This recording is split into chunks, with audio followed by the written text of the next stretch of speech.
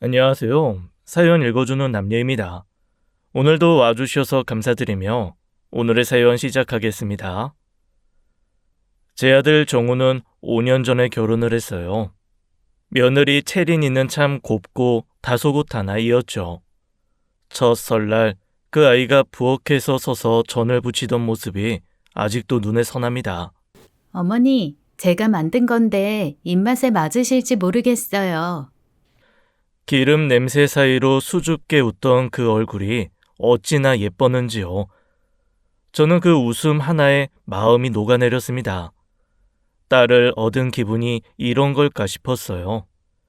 매년 제 생일이면 채린이는 새벽같이 찾아왔어요. 미역국을 끓이고 갈비찜에 잡채까지 상다리가 휘어지게 차려놓곤 했죠.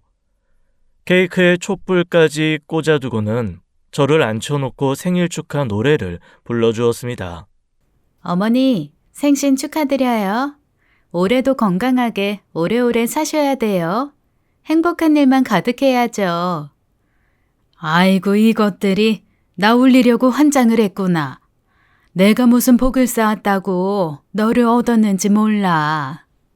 남편을 일찍 보내고 아들 하나만 바라보며 살았는데 이런 며느리까지 들어오다니 더 바랄 게 없다고 생각했습니다. 세상 모든 행운이 제게 쏟아진 것만 같았어요. 그 행복이 영원할 줄 알았습니다. 그런데 그 해의 가을, 어느 날 밤이었어요. 거실에서 TV를 보고 있는데 밤 9시쯤 핸드폰이 울렸습니다. 모르는 번호였죠. 오봉려 씨 되십니까? 경찰입니다.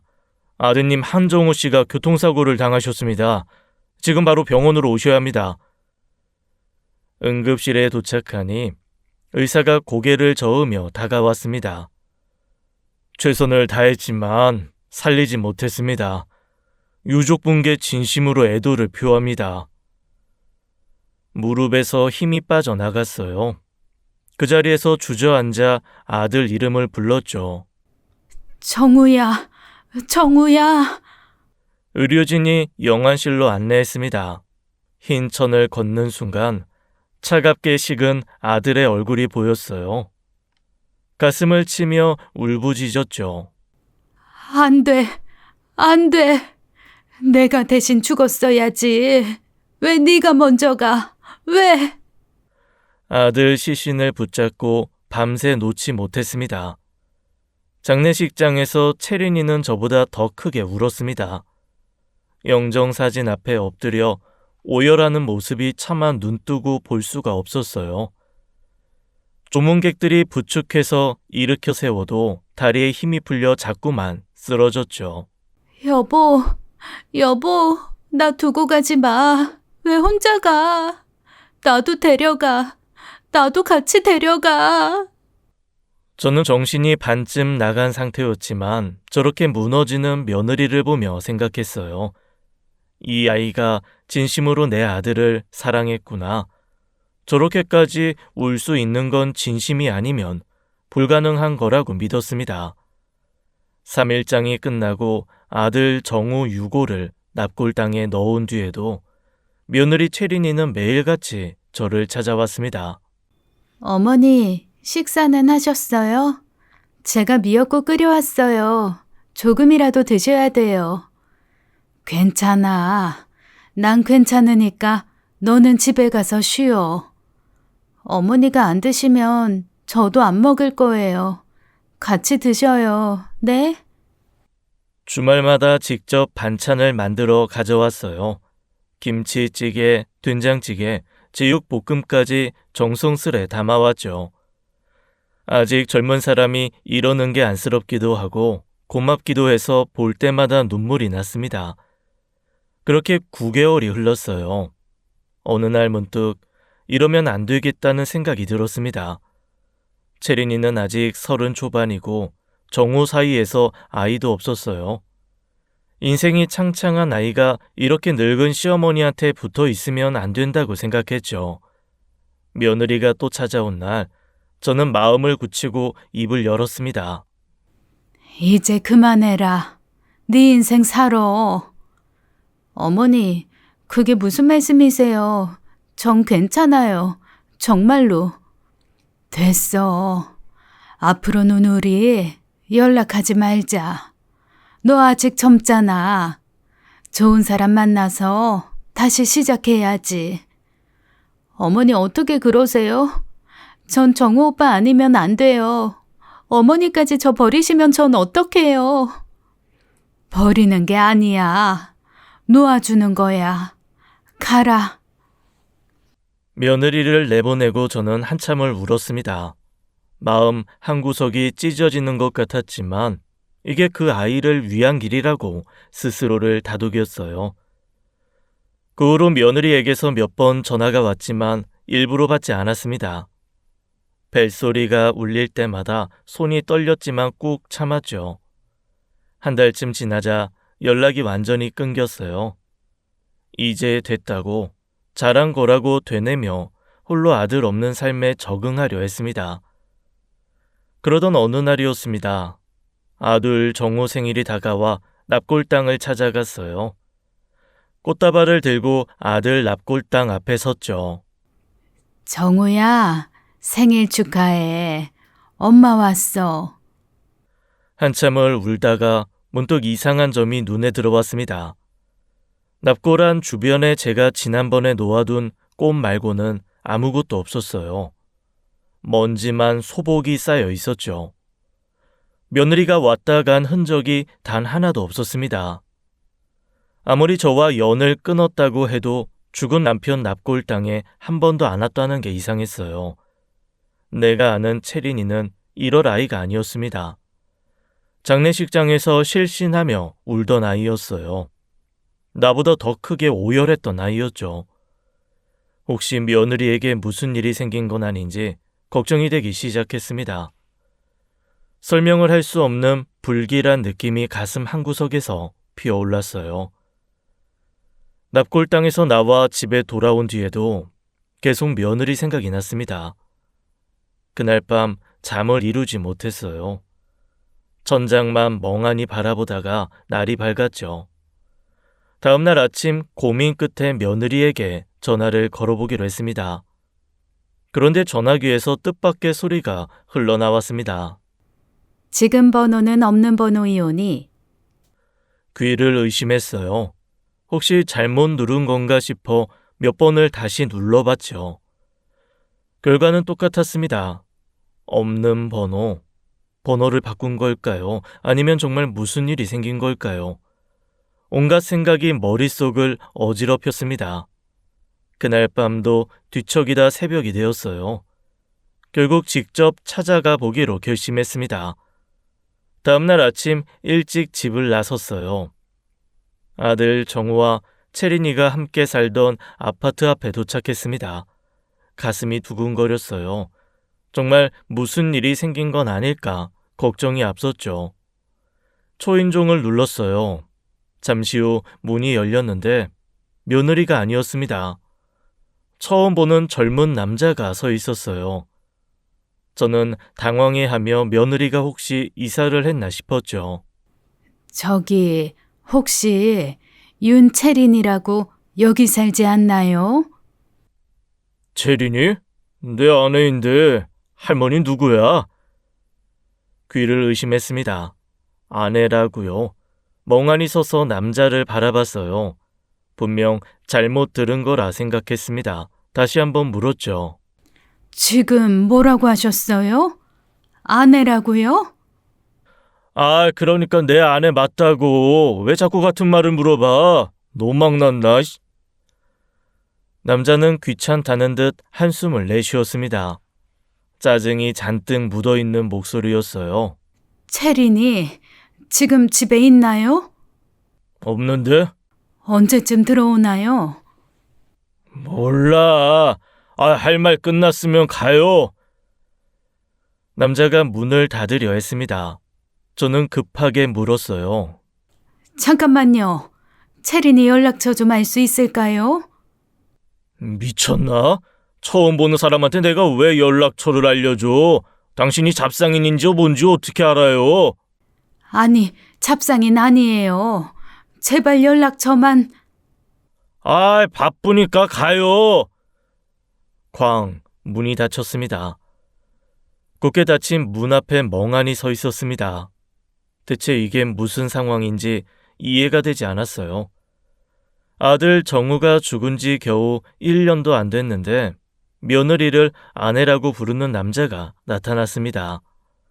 이 남자는 대체 누구란 말인가요? 장례식장에서 쓰러지며 울던 며느리가 벌써 다른 남자와 살고 있다니요. 차마 제가 채린이 전 시어머니라는 말은 하지 못했습니다. 새 출발하라고 며느리를 밀어냈는데 막상 며느리가 새 출발했다고 제가 전 시어머니라고 거들먹거리며 나타나고 싶지는 않았거든요. 혹여나 그 말 한마디로 며느리가 곤란한 상황이 생길 수도 있을지 모른다는 생각에요. 복도 벽에 등을 기댔습니다. 머릿속에서 수만 가지 생각이 뒤엉켰죠. 내가 뭔가 잘못 알고 있는 걸까? 아니면 내가 모르는 무슨 일이 있었던 걸까? 가슴 한쪽이 서늘하게 식어갔습니다. 믿고 싶지 않았어요. 하지만 아직은 판단하기 이르다고 스스로를 다독였죠. 그럼에도 불길한 예감이 자꾸만 고개를 들었습니다. 한참을 복도에 앉아 있다가 겨우 정신을 추스렀어요. 며느리에게 직접 상황 설명을 듣고 싶었지만 전화번호를 모르니 방법이 없었어요. 집안에 있는 저 양아치 같은 놈이 알려줄 리도 만무했죠. 며느리가 돌아오길 기다려보기로 했습니다. 1시간, 2시간, 해가 기울도록 며느리는 나타나지 않았어요. 혹시 제가 기다리는 걸 알고 일부러 피하는 건가 싶은 생각까지 들었습니다. 문득 단지 내 노인정이 떠올랐어요. 혹시 이 집 사정을 아는 분이 있을지도 모른다는 생각에 발걸음을 옮겼죠. 노인정 문을 열고 들어가 여기저기 물어봤습니다. 저기 혹시 땡땡동 땡땡호에 누가 사는지 아시는 분 있나요? 하지만 돌아오는 건 시큰둥한 반응뿐이었어요. 누군데 그런 걸 묻고 다녀요? 요즘 누가 남의 집 일에 관심이나 있나? 아무도 모르지. 단지가 워낙 크고 젊은 것들은 인사도 안 하고 다녀서 요즘은 어디에 누가 사는지도 모르지. 실망해서 노인정을 나서려는데 뒤에서 누군가 저를 불렀습니다. 땡땡동 땡땡호면 몇 달 전 그 남편 죽은 집 맞죠? 돌아보니 구석에 앉아있던 할머니 한 분이 저를 쳐다보고 있었어요. 네, 맞아요. 혹시 아세요? 우리 집이 바로 그 옆집이야. 그 집 일이라면 나보다 잘하는 사람 없을걸? 저는 얼른 할머니 옆자리에 앉았습니다. 그 집에 무슨 일이 있었던 거예요? 그 여자 남편 살아있을 때부터 젊은 남자 꼬셔서 바람 피웠어. 그래서 허구한 날 부부싸움이 얼마나 잦았는지 몰라요. 벽이 쩌렁쩌렁 울릴 정도로 싸웠다니까. 그게 무슨 말씀이세요? 그럴 리가 없는데. 남편이 교통사고로 죽었잖아. 죽자마자 바로 그 상간남을 집에 들였어. 지금도 같이 살고 있고. 아휴, 내 80평생에 그렇게 뻔뻔한 여자는 처음 봐요. 어떻게 남편 죽자마자 상간남을 집에 들여? 참나. 지금 하시는 말씀들 사실인 거예요? 내가 거짓말할 이유가 뭐 있어요? 그 집이 하도 싸워서 벽 너머로 다 들렸어. 여자가 막 소리 지르고 남자가 나가라고 하고 한두 번이 아니었다니까. 귀를 막고 싶었습니다. 할머니 입에서 나오는 며느리는 제가 알던 그 아이가 아니었어요. 수줍게 웃으며 전 부치던 아이, 생일마다 새벽같이 찾아오던 아이, 그 모든 게 가면이었어요. 저는 노인정을 빠져나왔습니다. 5년이라는 시간이 한 줌의 재처럼 바스러지는 기분이었어요. 내가 아끼고 믿었던 것들이 전부 헛개비였다는 걸 그제야 알았습니다. 어떻게 집에 돌아왔는지 기억이 나지 않았습니다. 정신을 차려보니 현관문 앞에 서 있었어요. 멍한 상태로 거실 소파에 앉았죠. 노인정 할머니가 했던 말들이 머릿속에서 맴돌았습니다. 남편이 살아있을 때부터 바람을 피웠다는 말, 남편이 죽자마자 상간남을 집에 들였다는 말. 그렇다면 장례식장에서 저보다 더 크게 울던 며느리는 전부 연기였다는 뜻이에요. 영정사진 앞에서 실신하고 나도 데려가 달라며 오열하던 그 모습, 전부 거짓이었습니다. 그렇다면 아들이 죽고 나서 저를 매일 찾아오고 반찬을 해다 주던 건 뭐였을까요? 곰곰이 생각해 봤어요. 이미 바람이 난 상태에서 아들이 죽었으면 굳이 저한테 잘 보일 이유가 없었습니다. 오히려 빨리 손절하고 상간남과 살림 차리면 그만이었죠. 그런데 왜 9개월 동안이나 저한테 들러붙어 있었을까요? 답은 하나밖에 없었어요. 제 재산, 그것 때문이었습니다. 아들이 죽으면 며느리는 법적으로 아들 재산 일부를 상속받죠. 하지만 그것만으로는 부족했던 거예요. 저한테까지 들러붙어서 더 뜯어 먹을 게 없나 살폈던 겁니다. 그런데 제가 먼저 젊은 사람 인생 살라며 연을 끊어버렸죠.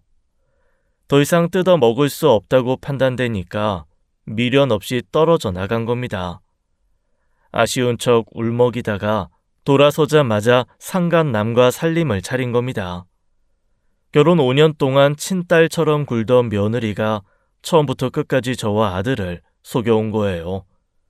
정우 생각이 났습니다. 할머니 말대로라면 내 아들은 아내의 배신을 알고 있었어요.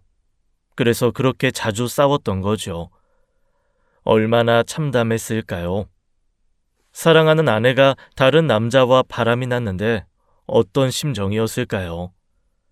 그 고통을 안고 살다가 그렇게 허망하게 떠난 거예요. 생각할수록 속이 뒤집어졌습니다. 내 새끼가 그년한테 어떤 취급을 받았는지 생각하니 미칠 것 같았어요. 가만히 있을 수가 없었습니다. 반드시 진실을 밝혀내겠다고 다짐했어요. 다음 날 아침 핸드폰에 문자가 도착했습니다. 아들 정우와 함께 사고를 당했던 친구 민혁이 부모님이었어요. 정우와 민혁이는 중학교 동창이었죠. 둘은 졸업 후에도 친하게 지내다가 함께 사업까지 시작했습니다. 그날도 거래처를 가기 위해 민혁이 차를 타고 가던 중이었어요. 민혁이가 운전을 하고 있었는데 맞은편에서 졸음 운전을 하던 트럭이 중앙선을 넘었죠. 그 사고로 정우는 그 자리에서 즉사했고 운전석에 있던 민혁이는 중태로 혼수 상태에 빠졌습니다. 민혁이는 어릴 때부터 우리 집에 밥 먹으러 오던 아이였어요. 엄마 반찬이 제일 맛있다며 밥을 2그릇씩 먹던 녀석이었죠. 정우랑 둘이 머리 맞대고 게임하던 모습이 엊그제 같았습니다. 그 아이마저 잃을 수는 없었어요. 그래서 병원을 자주 드나들며 상태를 확인했습니다. 매일 새벽 기도를 다니며 제발 깨어나게 해달라고 빌었죠. 민혁이 엄마랑 손 붙잡고 같이 울기도 했어요.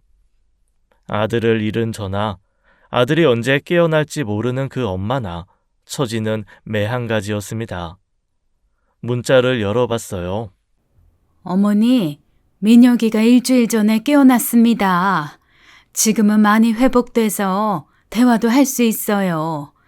그런데 민혁이가 어머니께 꼭 드릴 말씀이 있다고 합니다.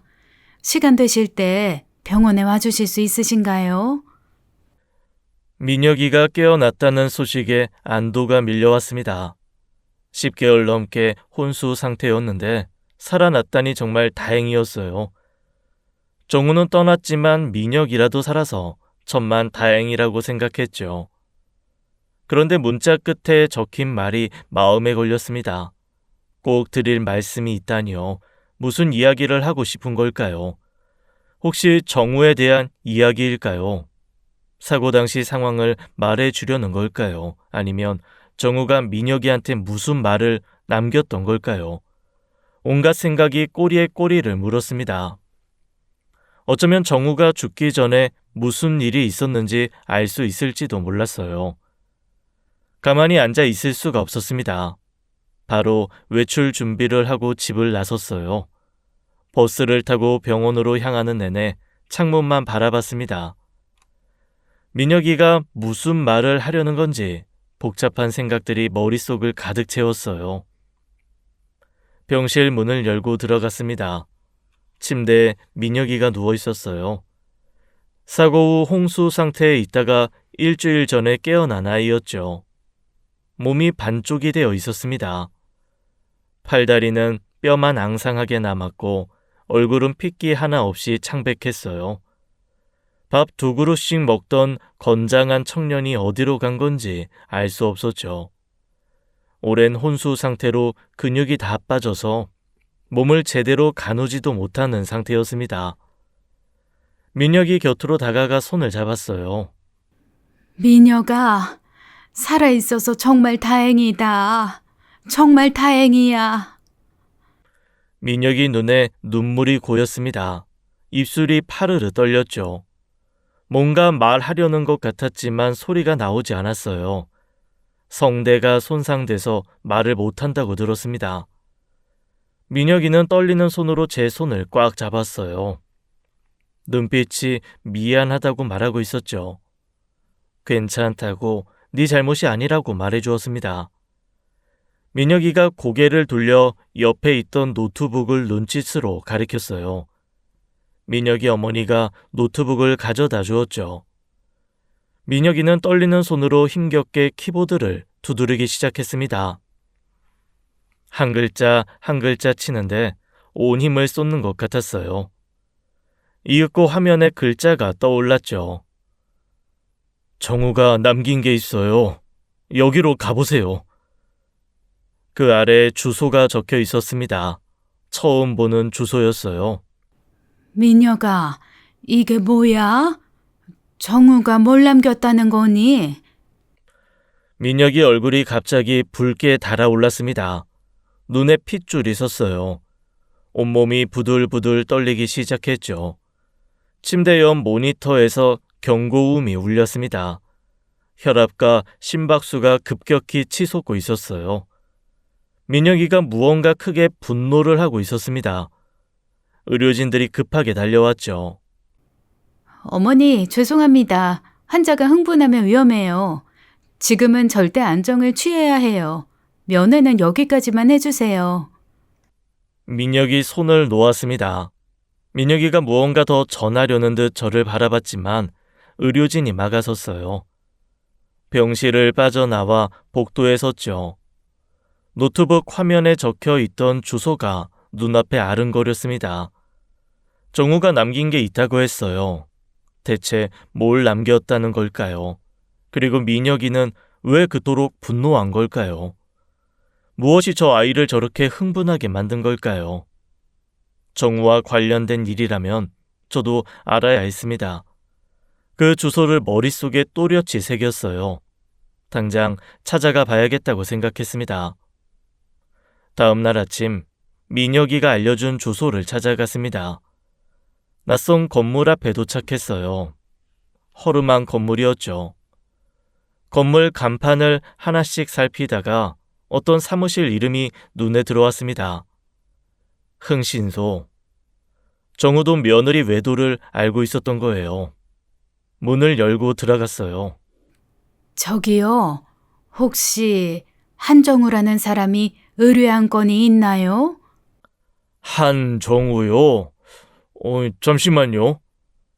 직원이 컴퓨터를 확인하더니 고개를 끄덕였습니다. 네, 있네요. 작년에 의뢰하셨는데 조사는 완료됐는데 결과를 안 가져가셨어요. 연락도 안 되고. 혹시 의뢰인과 관계가... 제가 정우 어머니예요. 아들이 교통사고로 죽었거든요. 아, 그러셨군요. 그래서 안 오셨구나. 즉 고인의 명복을 빕니다. 네, 감사합니다. 그런데 아들이 무슨 의뢰를 했어요? 아내 외도 조사요. 아내가 바람 피우는 것 같다고 증거 좀 잡아달라고 하셨어요. 정우가 직접요? 네, 직접 오셨어요. 그때 제 기억으로 좀 많이 힘들어 보이시더라고요. 눈이 퀭하고 며칠 못 주무신 것 같았어요. 증거 나오면 이혼 소송하실 거냐고 물었더니 그렇다고 하셨던 걸로 제가 기억나네요. 조사 결과는요? 다 나왔죠. 완전 빼도 박도 못하게 잡았어요. 사진이고 영상이고 전부 확보해뒀습니다. 솔직히 이 정도면 재판에서 100% 이겨요. 근데 의뢰인분이 안 오셔서 그냥 보관하고 있었어요. 어머님이시면 대신 받아가셔도 됩니다. 신분증하고 잔금만 치르시면요. 잔금을 치르고 서류와 USB를 건네받았습니다. 떨리는 손으로 서류 봉투를 열었어요. 사진이 쏟아져 나왔죠. 며느리가 낯선 남자와 팔짱을 끼고 거리를 걷는 모습이었습니다. 사진 속 남자를 자세히 봤어요. 며느리 집 현관에서 내 아내라며 반말을 하던 그놈이었습니다. 노인정 할머니가 했던 말이 전부 사실이었어요. 흥신소 직원이 자기 PC에 USB를 꽂고 영상 파일을 재생해 주었습니다. 둘이 손을 잡고 호텔로 들어가는 장면이 고스란히 담겨 있었죠. 정우가 이걸 보았다면 얼마나 참담했을까요? 이혼을 준비하며 증거를 모아둔 중에 그 사고를 당한 거였습니다. 배신당한 걸 알면서도 저한테 말 한마디 못하고 혼자 삭혔을 내 아들. 전현이 내 아들한테 한 짓을 이대로 둘 수는 없었어요. 반드시 내 손으로 응징하겠다고 다짐했습니다. 흥신소 직원에게 추가 조사를 의뢰했습니다. 이 남자가 누군지 알아봐 주세요. 어디서 뭐라는 놈인지 전부 다요. 네, 알겠습니다. 시간이 좀 걸릴 수도 있어요. 한 달 정도 잡으시면 됩니다. 한 달을 기다렸어요. 하루하루가 1년처럼 느껴졌죠. 밥을 먹어도 모래를 씹는 것 같았고 잠을 자도 잔 것 같지 않았습니다. 한 달 뒤 흥신소에서 연락이 왔어요. 바로 찾아갔죠. 조사 완료됐습니다. 근데 이거 보시면 좀 놀라실 수도 있어요. 뭔데요? 직원이 서류를 건네주었습니다. 일단 그 여자분 지금 일을 안 하고 있어요. 돌아가신 아드님한테 상속받은 재산으로 먹고 살고 있더라고요. 남자도 마찬가지고요. 둘이 그 돈으로 살림 차리고 놀고 먹고 있습니다. 내 아들 돈으로 저것들이 먹고 살고 있다니 속이 뒤틀렸어요. 남자 신상은요? 이게 좀 복잡해요. 일단 이름이 여러 개예요. 본명 따로 있고 가명을 한 서너 개 쓰고 있더라고요. 가명이요? 왜요? 이 남자 전문 사기꾼이에요. 사기 전과도 있고 지금 현재 사기죄로 수배 중입니다. 수배 중이라고요? 네, 피해자가 여러 명이에요. 여자들한테 접근해서 연애하는 척하다가 돈 뜯어내고 잠적하는 수법이에요. 그걸 반복해온 놈이에요. 저희도 조사하면서 놀랐습니다. 이 정도 전문 사기꾼 흔치 않거든요. 서류를 넘겨봤습니다. 피해자 명단이 줄줄이 적혀 있었어요.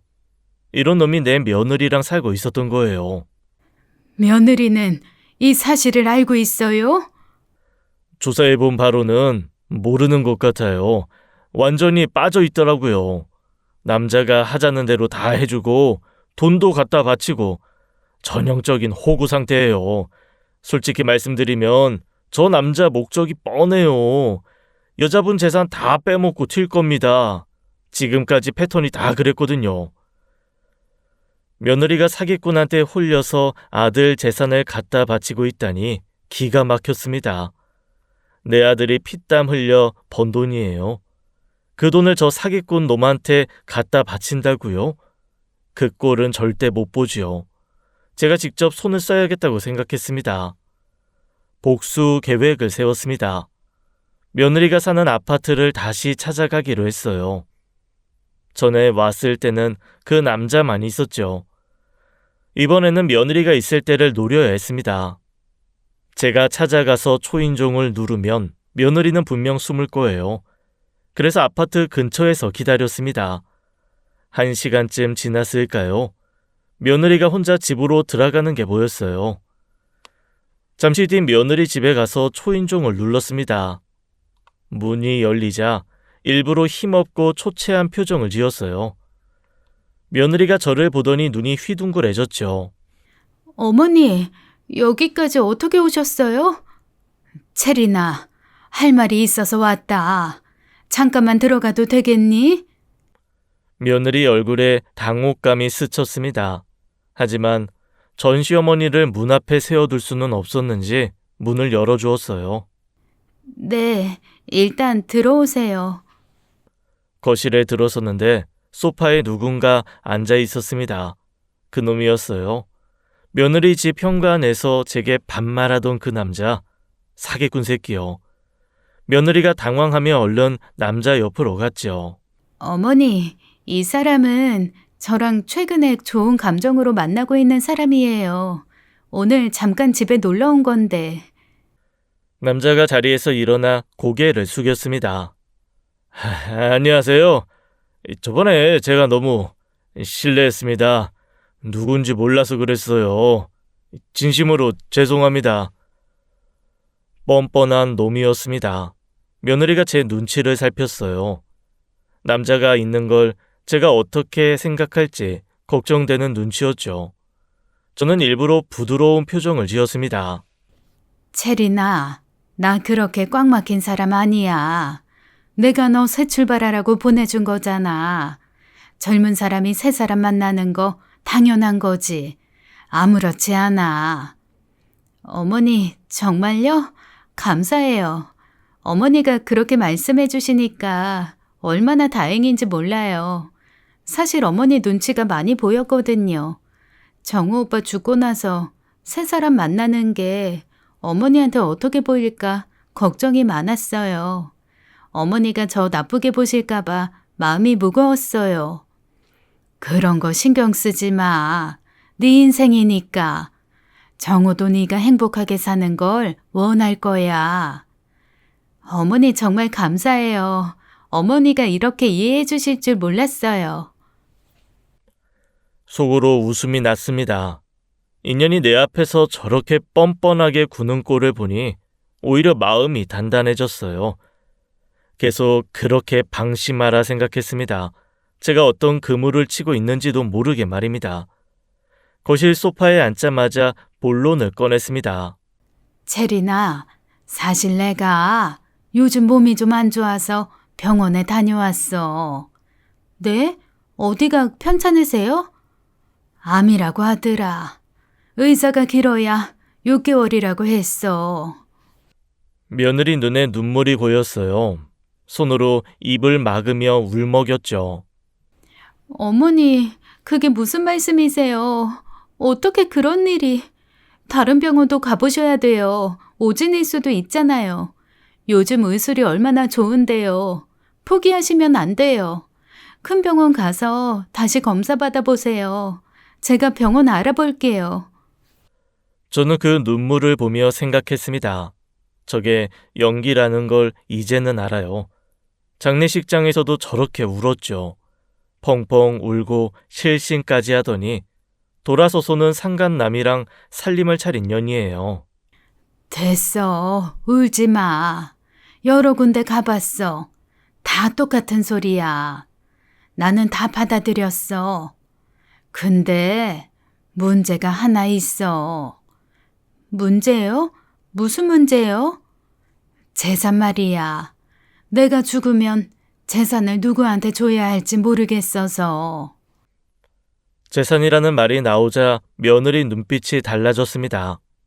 눈물이 마르기도 전에 눈이 번쩍거렸어요. 역시 돈 앞에서는 본색이 나오는 거였죠. 생각해봤는데 다른 누구도 아닌 너한테 주고 싶어서. 친딸처럼 여겼던 너한테 남은 재산 전부 다. 어머니, 그게 정말이세요? 저한테요?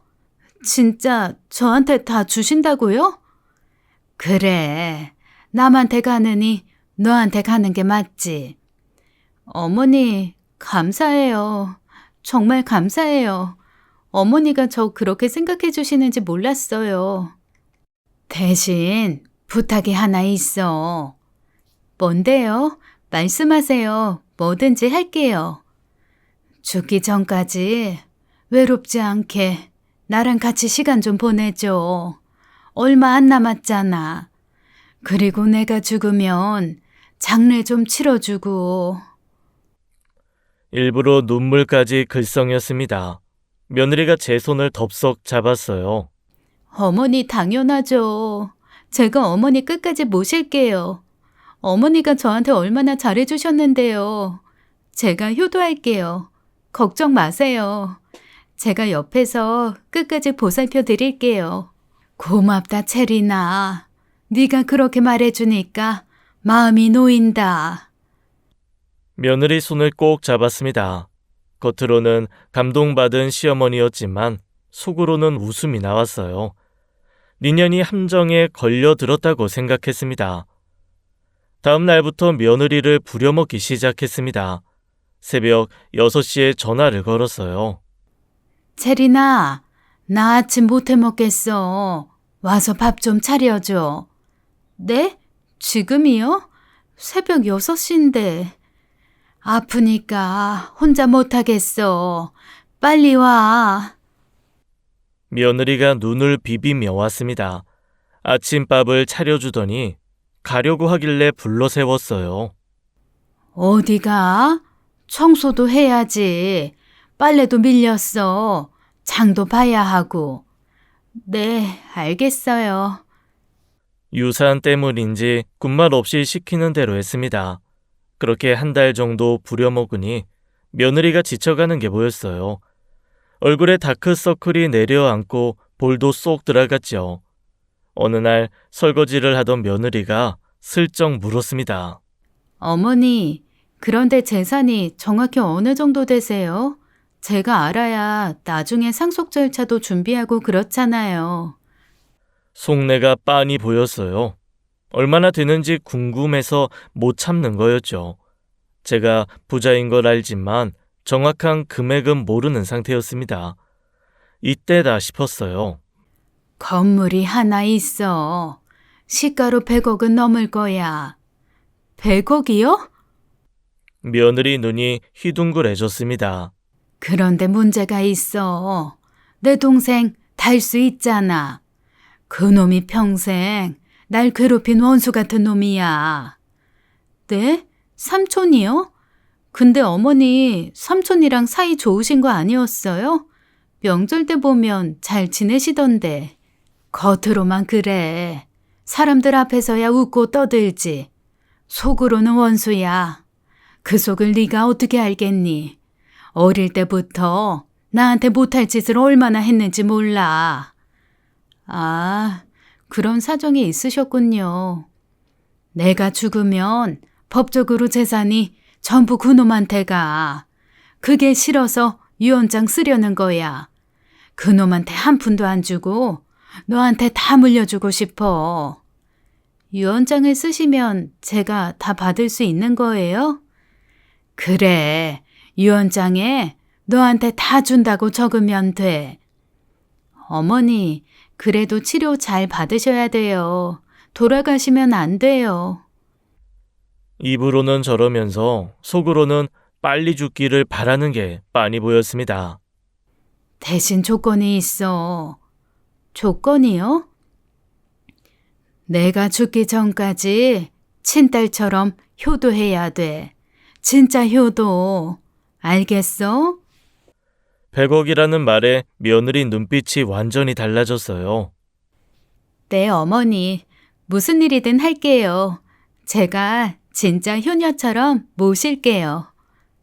그날부터 강도를 높였습니다. 이번엔 새벽 5시에 며느리를 불렀어요. 밤 11시에도 전화를 해서 오라고 했죠. 체리나, 내 건물 보여줄게. 나중에 네 거 될 건물이니까 와서 봐. 며느리를 데리고 건물에 갔습니다. 그리고는 걸레를 쥐어줬어요. 계단이랑 복도 좀 닦자. 요즘 청소부들이 참 일을 못해서. 건물주가 직접 해봐야 건물 상태도 알고 사람도 쓰는 거야. 제가요? 이 넓은 걸 다요? 왜? 100억짜리 건물인데 청소 한번 못해? 싫으면 관두든가. 아니요, 할게요. 며느리가 무릎 꿇고 걸레질을 시작했습니다. 5층까지 계단을 다 닦더니 헉헉거렸어요. 어머니, 다 했어요. 이제 가도 될까요? 뭐? 복도는? 복도도 닦아야지. 복도까지요? 100억이야, 100억. 복도 하나 못 닦아? 며느리가 입술을 깨물며 다시 걸레를 들었습니다. 새벽에는 집으로 불렀어요. 화장실 변기가 막혔어. 와서 뚫어줘. 지금이요? 새벽 3시인데 업체 부르면 안 돼요? 지금 이 시간에 문 연 업체가 어딨니? 지금 네가 와서 해. 왜? 못하겠니? 나중에 100억대 부자 되는 사람이라 변기는 못 뚫겠다 이거니? 결국 며느리가 뚫어뻥을 들고 변기를 뚫었습니다. 뚫은 것 같아요. 그래? 근데 안쪽이 너무 더럽다. 깨끗이 닦아줘. 네. 예철이나 맨손으로 닦아야지. 고무장갑 끼면 손끝에 감각이 없어서 제대로 못 닦아. 장갑 벗고 깨끗이 하자.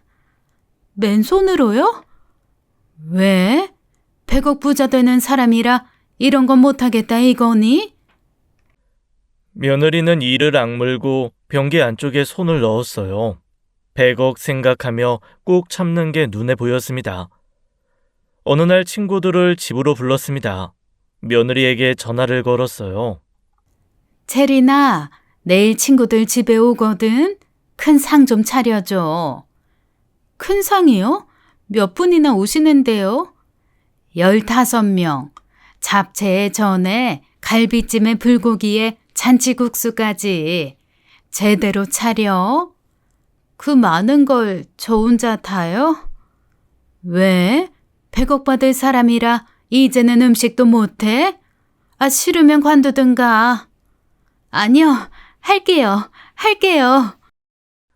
다음날 며느리가 새벽부터 와서 음식을 준비했습니다. 친구들이 도착하고 상을 차렸어요. 며느리가 잡채를 내오자 한 젓가락 먹어보고 저는 인상을 썼죠. 이게 뭐야? 간이 하나도 안 됐잖아. 다시 해. 네? 못 들었어? 다시 하라고. 손님들한테 이런 걸 어떻게 내놔? 넌 내 체면은 생각도 안 하니? 며느리가 잡채를 들고 부엌으로 갔습니다. 친구들이 눈치를 봤어요. 복녀야, 좀 심한 거 아니니? 제가 워낙 요리를 못해서 그래. 내가 안 가르쳐주면 평생 저 모양이야. 다 제 잘되라고 하는 거지. 잠시 뒤 며느리가 다시 잡채를 가져왔습니다. 체리나, 물 좀 떠와라. 며느리가 물을 가져왔어요. 저는 일부러 수저를 바닥에 떨어뜨렸어요. 체리나, 수저 더 가져와. 며느리가 수저를 가져왔습니다. 체리나, 이 접시 치우고 깨끗한 거로 바꿔. 친구들과 담소를 나누는 동안 수시로 며느리를 불렀어요. 며느리가 왔다 갔다 하느라 정신이 없었죠. 복녀야, 며느리 좀 쉬게 해라. 힘들어 보인다. 아유, 저 정도는 괜찮아. 젊은 게 뭘. 체리나, 과일 좀 깎아와. 며느리가 이를 악물고 부엌으로 갔습니다. 친구들이 돌아가고 며느리만 둘이 남았어요. 며느리가 설거지를 하다가 말했습니다. 어머니, 저 할 말이 있어요. 뭔데? 오늘 너무 하셨어요. 친구들 앞에서 왜 그렇게 하셨어요? 제가 하녀도 아니고. 내가 뭘? 잡채 다시 하라고 하시고 계속 부르시고 저 일부러 망신 주시는 것 같았어요. 솔직히 서운했어요. 어머니 예전엔 안 그러셨잖아요. 요즘 왜 이러세요? 저 일부러 괴롭히시는 거예요? 일부러 눈물을 글썽였습니다. 체리나, 미안해. 내가 요즘 죽을 날만 기다리다 보니까 우울증이 온 것 같아. 그래서 예민해졌나 봐. 어머니, 그리고 솔직히 말할게. 내가 일부러 그랬어. 네? 일부러요? 너 효심이 진짠지 테스트 해보고 싶었어. 100억이 적은 돈이 아니잖아. 아무한테나 줄 수는 없지. 근데 오늘 보니까 네가 진짜 효심이 있구나 싶더라. 며느리 표정이 밝아졌습니다. 그러셨구나. 저 합격인 거예요? 그래, 합격이야. 고생했어. 감사해요, 어머니. 저 어머니 끝까지 잘 모실게요. 며느리는 늦은 밤까지 청소와 설거지를 끝내고 웃으며 돌아갔습니다. 저는 그 모습을 보고 차갑게 웃었죠. 다음 날, 이번엔 새벽 4시에 며느리를 불렀습니다. 체리나, 나 잠이 안 와. 와서 발 좀 주물러줘. 지금이요? 새벽 4시인데요. 효녀가 이 정도도 못해? 어제 합격이라고 했더니 벌써 땀만 먹은 거야? 아니요, 갈게요. 지금 갈게요. 며느리가 헐레벌떡 달려왔어요.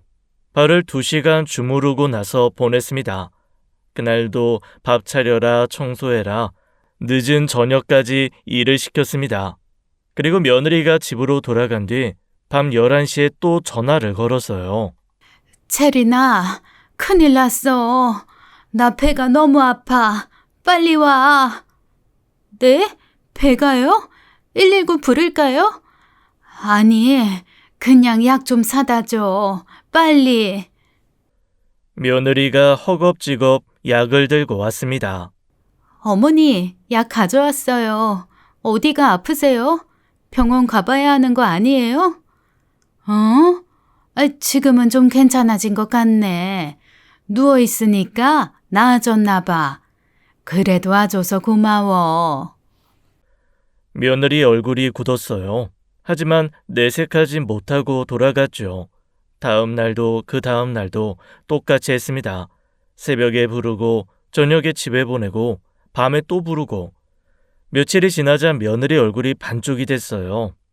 눈 밑에 다크서클이 시커멓게 내려앉았죠. 어느 날 며느리에게 전화를 걸었습니다. 체리나, 오늘 올 때 그 남자친구도 같이 데려와. 네? 태섭이를요? 왜요? 아니, 인사도 하고 싶고 앞으로 가족이 될 사람인데 얼굴은 알아야지. 같이 와. 며느리가 상간남을 데리고 왔습니다. 상간남이 능글맞게 웃으며 인사를 했어요. 안녕하세요, 어머니.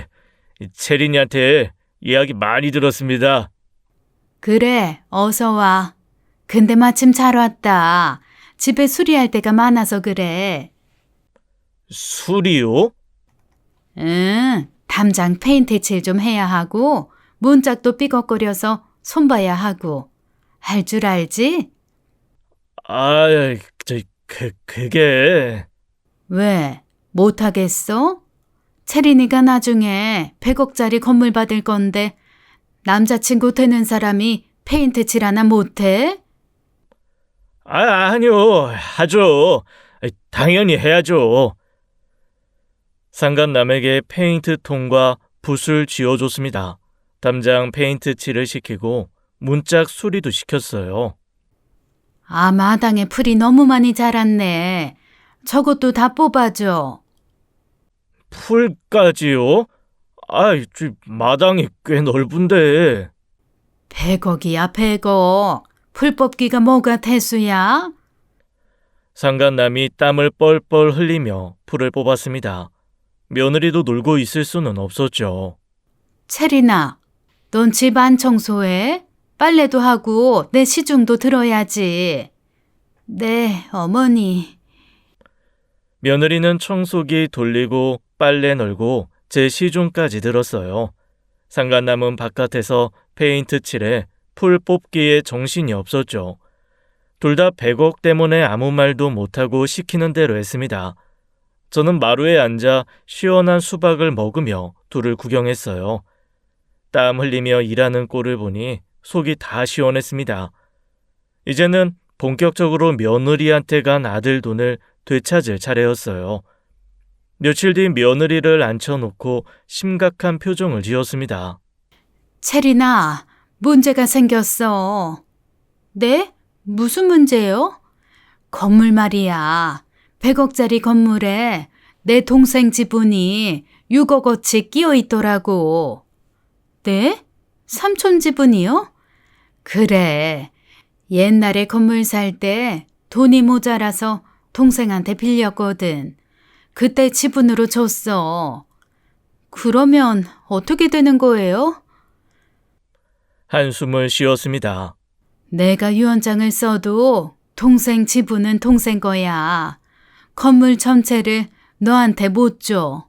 94억만 주게 되는 거지. 94억이면 그것도 큰 돈 아니에요? 문제는 그게 아니야. 내가 유언장에 건물을 너한테 준다고 쓰면 동생이 가만 안 있을 거야. 내 재산 노리고 온갖 소송 걸어올 놈이거든. 건물 통째로 뺏기게 생겼어. 며느리 얼굴이 하얘졌어요. 그러면 어떡해요? 동생 지분을 사야 돼. 근데 동생한테 내가 아픈 거랑 유언장 쓴다는 거 말하면 안 돼. 눈치채면 그놈이 자기 집은 안 팔아. 그러면 어떡해요? 마침 동생이 요즘 돈이 급한가 봐. 자기 지분으로 나한테 돈 좀 빌려달라고 하더라고. 그래서 내가 나서서 지분을 사겠다고 할 거야. 빌려주는 것보다 그냥 사겠다고. 그럼 되겠네요. 근데 문제가 있어.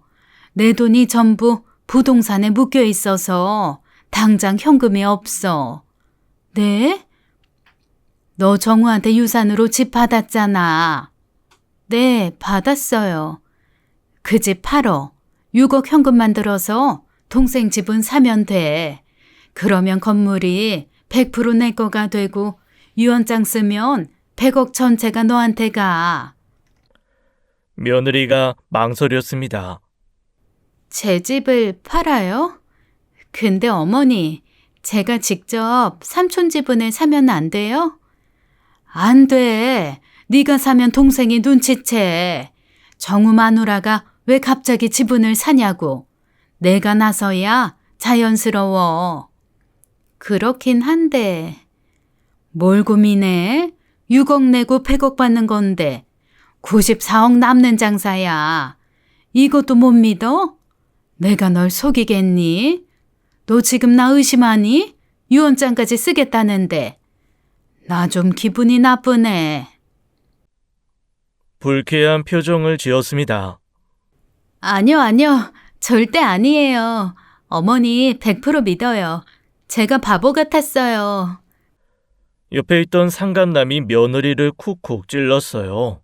아야, 빨리 팔아. 6억 내고 100억 받는 거잖아. 이런 기회가 어딨어, 바보야? 알았어. 팔게요. 어머니, 집 팔게요.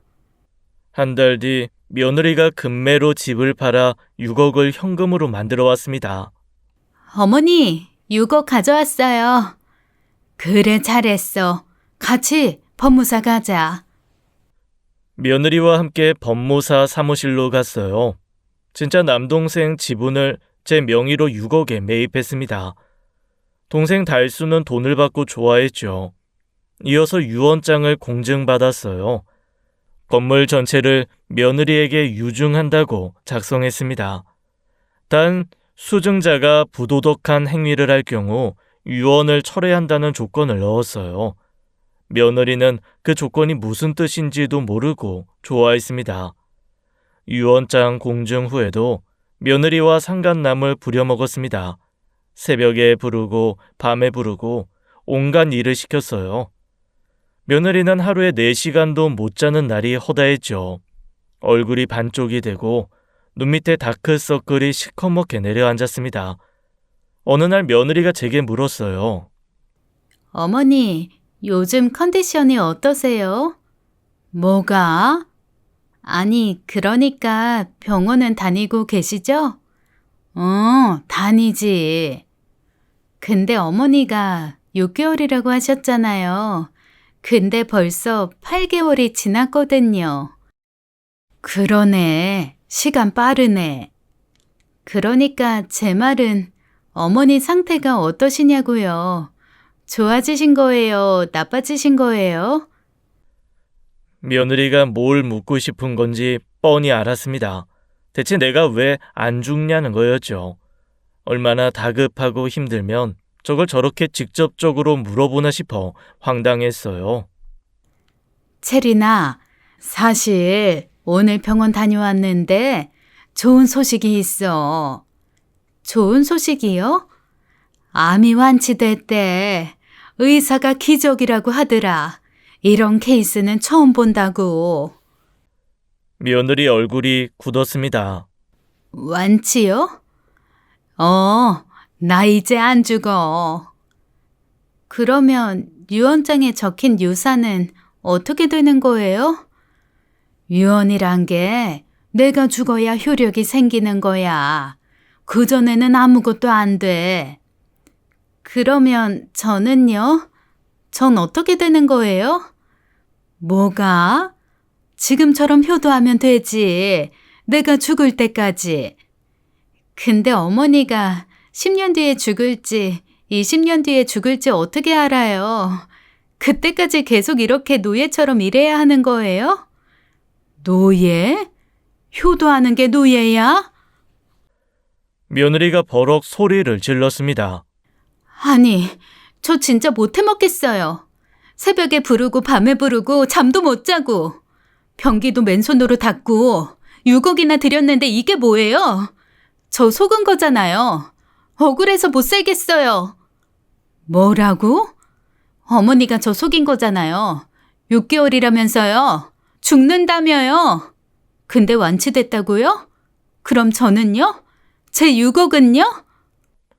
그 순간 제 표정이 싸늘하게 바뀌었습니다.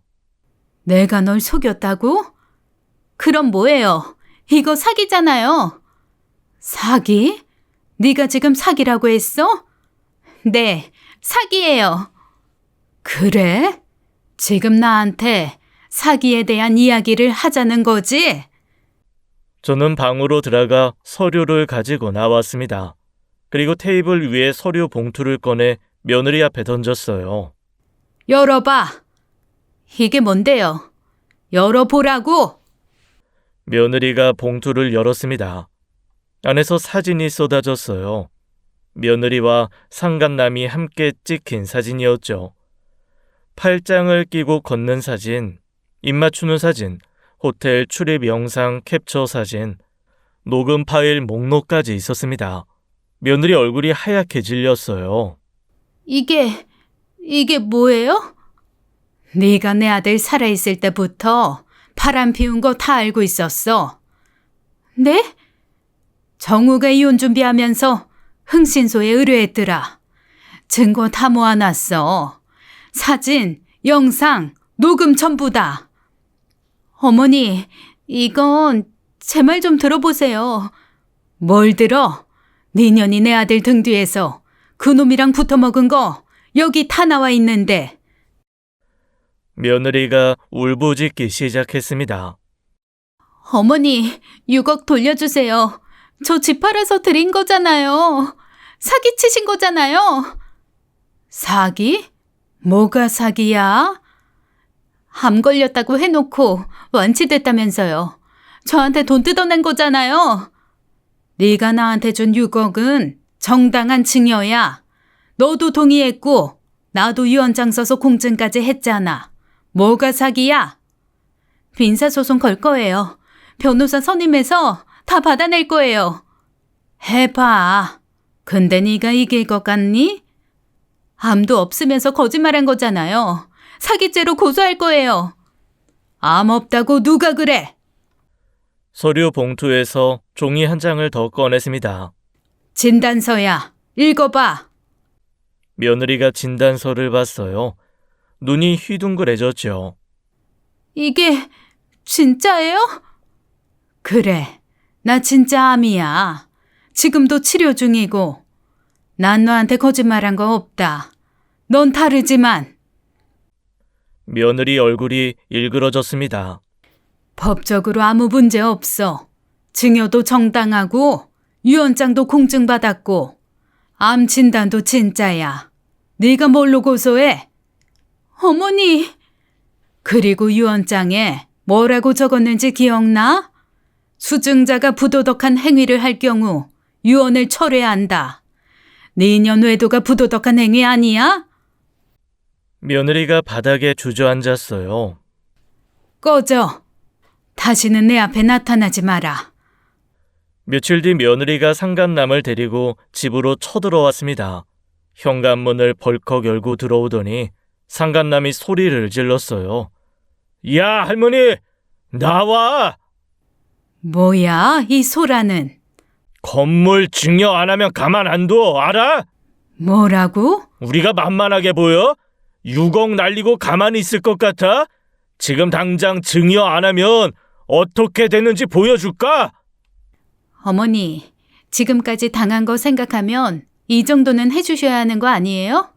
새벽에 불러서 변기 닦게 하고 건물 청소시키고 잠도 못 자게 하고 그렇게 부려먹고 이제 와서 나가라고요? 그래서 뭐 어쩌겠다고? 건물 넘겨. 안 그러면 오늘 여기서 어떻게 되는지 봐.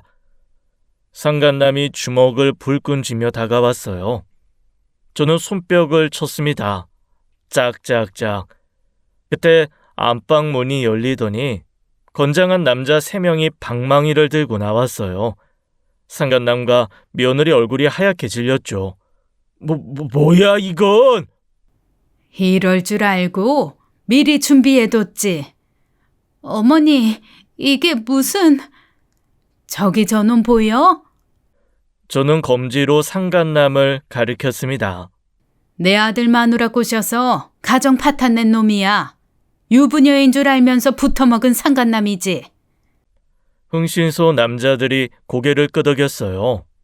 그리고 전현, 며느리를 가리켰습니다. 내 아들 살아있을 때 바람 피우고 아들 죽으니까 재산 꿀꺽한 년이야. 어머니, 어떻게 할까요? 죽지 않을 정도만 매질하고 쫓아내. 야야야, 잠깐만! 흥신소 남자들이 방망이를 휘둘렀습니다. 퍽퍽 둔탁한 소리가 울렸어요. 상간남이 바닥에 쓰러졌죠. 아이씨, 살려줘요! 잘못했어! 며느리도 맞기 시작했습니다. 아! 어머니, 살려주세요. 제발요. 살려달라고? 정우한테도 그렇게 빌었어? 잘못했어요. 제발 그만해요. 네 놈들이 내 아들한테 한 짓 생각하면 이 정도는 약해. 상간남이 기어가며 제 발을 잡았어요. 제발요, 할머니! 살려주세요! 할머니? 이 새끼가? 야, 손 치워. 더러워. 발로 상간남 손을 걷어찼습니다. 한참을 더 팼어요. 둘 다 바닥에 널브러져서 꼼짝도 못했죠. 흥신소 남자들이 방망이를 내렸습니다. 이것들 가져다 버려. 어디에요? 동네 음식물 쓰레기장 있잖아. 거기에 던져. 흥신소 남자들이 상간남과 며느리를 질질 끌고 나갔어요. 쓰레기장에 던져버렸습니다. 음식물 쓰레기 위에 널브러진 둘을 내려다봤어요. 온몸에 오물을 뒤집어 쓴 꼴이었죠. 잘 어울린다. 돌아섰습니다.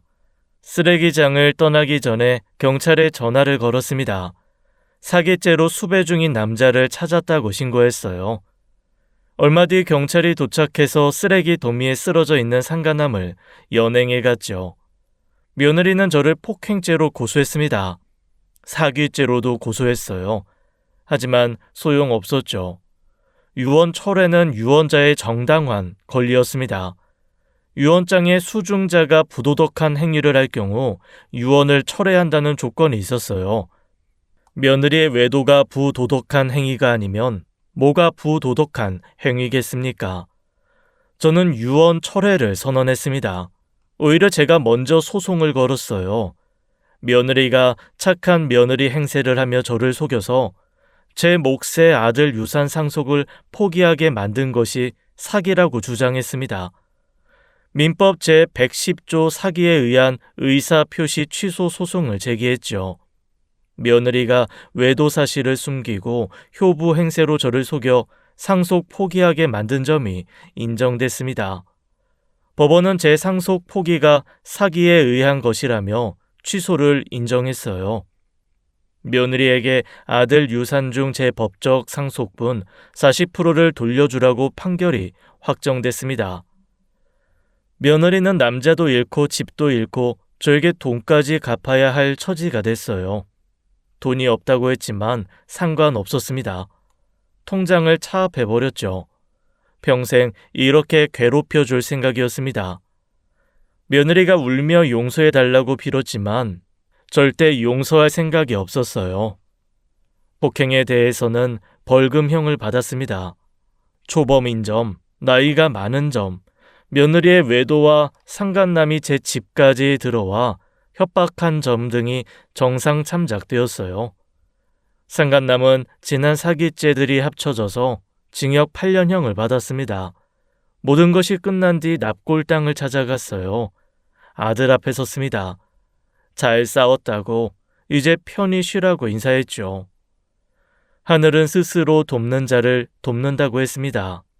끝까지 포기하지 않으면 반드시 길이 열린다는 것을 깨달았어요. 지금까지 사연 읽어주는 남녀였습니다. 끝까지 함께 해주신 여러분 감사드리며 저희는 다음 사연으로 돌아올게요. 감사합니다.